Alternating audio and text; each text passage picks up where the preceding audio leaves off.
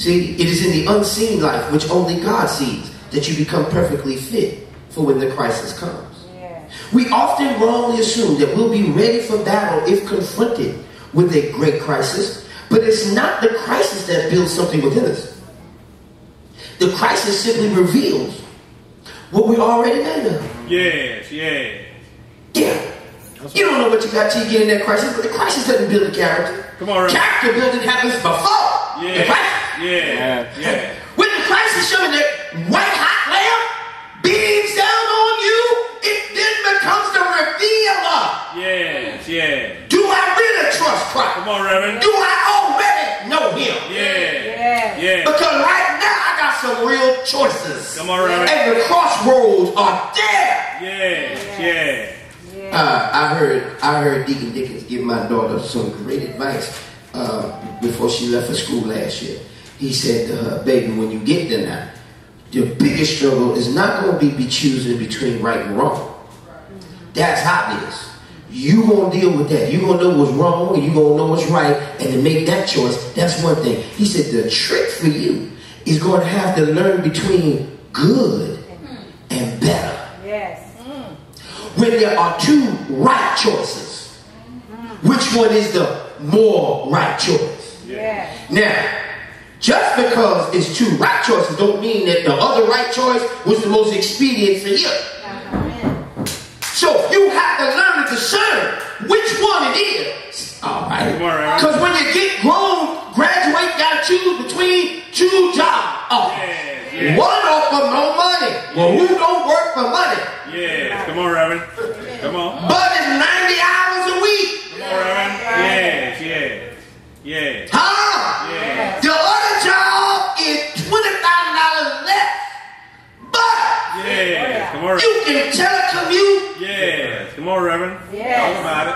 Yeah. You got 5 weeks vacation. Talk about it. You start looking, hey. They make more money.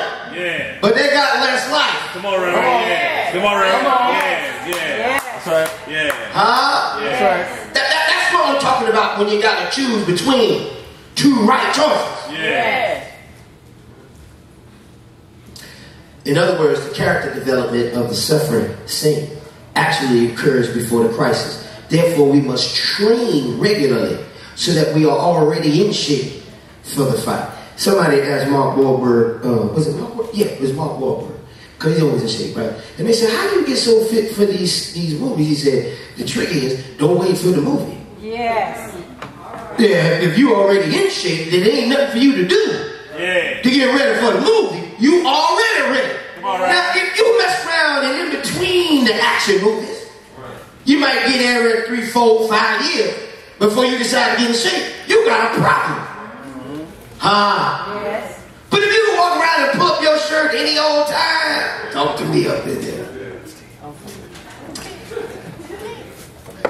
I guess that was a wrong analogy, huh? We got body image problems around here. Ain't nobody giving no amen on that one. Why he went there? No, I don't pull up my shirt, but mind your business.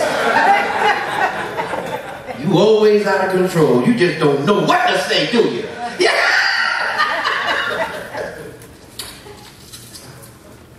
David offers advice as to how a child of God ought to respond to dangers, suffering, and fear. And that's why I read the whole psalm. You see a journey in this psalm. He begins with a proclamation of who God is. The Lord is my light and my salvation. Whom shall I fear? When you hear somebody say something like that, means they confronted with a real issue. Who is your salvation? Yes. And is you really afraid of them? Because they threatening. There is an issue. You don't waste them kind of words. When you say stuff like that, means the case done got serious. And there are 3 things that we need to do. First, realize who God is.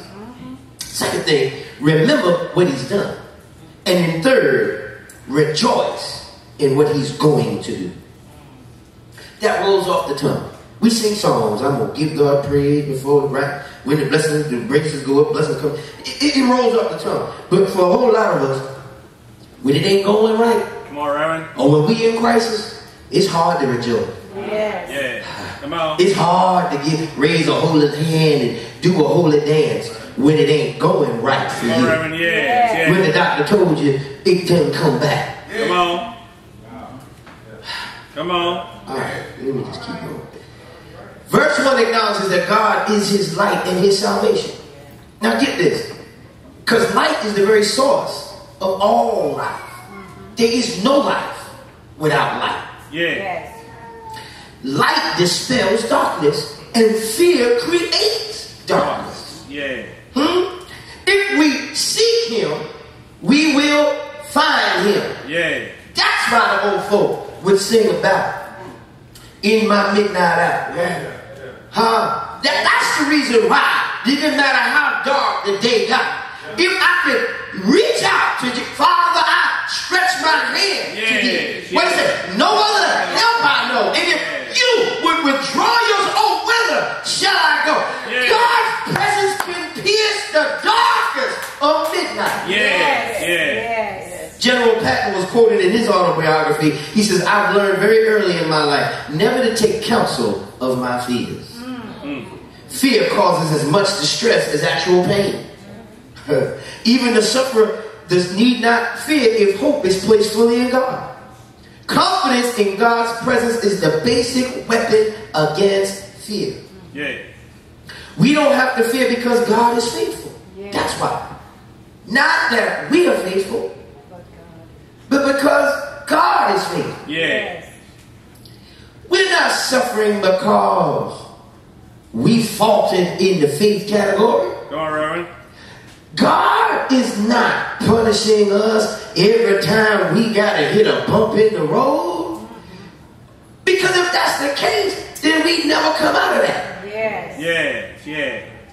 I mean, what is it about what you just did was any worse than what you did last week Come on, Reverend. before the crisis? Yeah. And you went on down and your head went between your shoulders. Come on, Reverend. How all of a sudden this get to be so much worse than what you did before? Come on, Reverend. Yes. Yes. I'm not saying that God don't deal or chastise and deal with us in our sin, but what I am saying is our knee-jerk reaction and our default position of when it done got rough is because I'm wrong. Come on, Reverend. Nah, sometimes it's rough because it's supposed to be. Yes. Yeah. Yeah. Yes. You don't get to be heavyweight champion in the world if you can't take no punch. Come on, Reverend. You don't get to be no champion fighter if you got a glass jaw. Yeah. Why? Because to fight means to get hit. Yeah. Yeah. Huh? Yeah. Told my children, and I know I got girls, but I told them both, let me help you with something. When you get to fight, if you just got to fight, if you get to fight, remember who wins. Yes. Who wins is the one most committed. Yeah. Yeah. Fighting hurt. Yeah. You gonna get busted in the nose right in the bridge, you know, both eyes gonna well up. You gonna hurt, and you gonna wanna quit. But if you wanna win, Yeah. you got to fight blind. Yeah. Just keep snatching the closest thing. Hear me? You can't see. Both your eyes all welled up. Keep swinging. Yeah. Yeah. Yeah. You gonna hit something. Come on, Reverend. Come on, Reverend. Yes. Cause if you quit, Yeah. you done for. Yeah. Yeah. Yes. Yeah. Now you at the mercy Come on, of Reverend. somebody else to Yeah. decide they threw whooping on you. Come on, Reverend. I can't deal with that, no. Yeah. Yeah. No, no. Yeah. Come on, Reverend. Make it plain. Yes. Yeah. You get yours, but I'm gonna have the satisfaction. I'm laid up, yes I am, but I got Come on, Reverend. I got mine. I got mine. I'm broke, I got no eyeball, but Yeah. Yeah.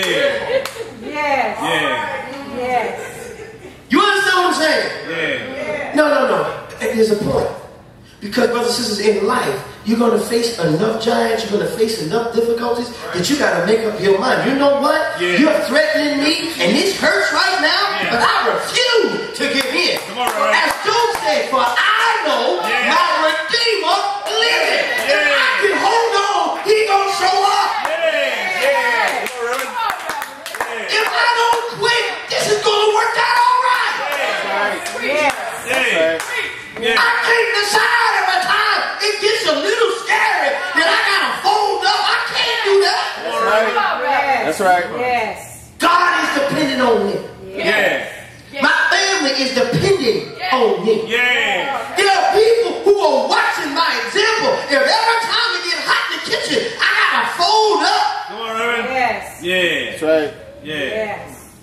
David said, the Lord is my strength. Yeah.